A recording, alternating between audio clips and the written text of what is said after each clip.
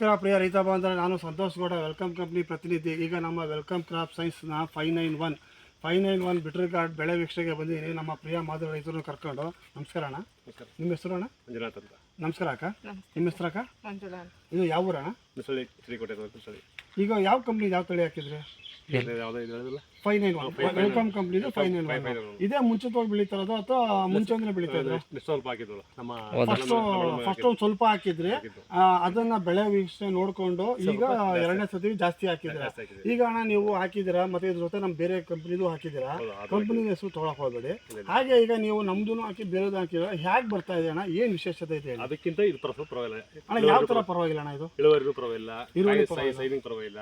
ಆಮೇಲೆ ಗಿಡ ಅದಕ್ಕಿಂತ ಜಾಸ್ತಿ ರೋಗ ಸ್ವಲ್ಪ ಕಂಟ್ರೋಲ್ ಆಗುತ್ತೆ. ರೋಗ ಕಂಟ್ರೋಲ್ ಆಗ್ತಾ ಇದೆ. ಮತ್ತೆ ಅಣ್ಣ ಮುಳ್ಳು ಪ್ರಮಾಣ ಹೇಗಿದೆ? ಮುಳ್ಳು ಅದಕ್ಕಿಂತ ಇದು ಜಾಸ್ತಿ, ದಪ್ಪನ ಬರುತ್ತೆ ಮುಳ್ಳು, ಸೈನಿಂಗ್ ಚೆನ್ನಾಗಿ ಬರುತ್ತೆ. ಅಂದ್ರೆ ಅಣ್ಣ ಇದು ಮುಳ್ಳು ಪ್ರಮಾಣ ಜಾಸ್ತಿ ಬರೋದ್ರಿಂದ ತೂಕ ಜಾಸ್ತಿ ಬರುತ್ತೆ.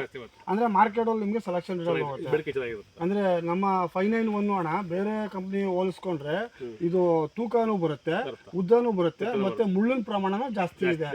ಅಂದ್ರೆ ಒಟ್ಟಲ್ಲಿ ರೈತರಿಗೆ ಅಣ್ಣ ಇದರಿಂದ ತುಂಬಾ ಅನುಕೂಲ ಆಗುತ್ತಾ? ಅನುಕೂಲ, ಒಳ್ಳೆ ಅನುಕೂಲ. ಇದಾಗಿ ಬೆಳೆಯಬಹುದು. ಅಂದ್ರೆ 591 ಬಿಟ್ರ್ ಗಾರ್ಡ್ ಬೆಳೆಯೋಣ, ಒಳ್ಳೆ ಅನುಕೂಲ, ಬೆಳೆಯಬಹುದು. ಅಕ್ಕ ನೀವೇನ್ ಹೇಳ್ತೀರಕ್ಕ? ಖುಷಿ ಆಯ್ತದಕ್ಕ.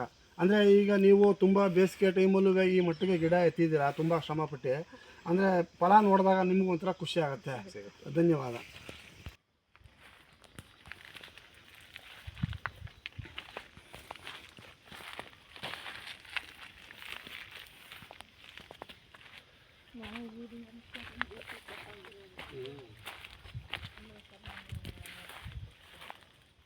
ವೈರಸ್ ಇದು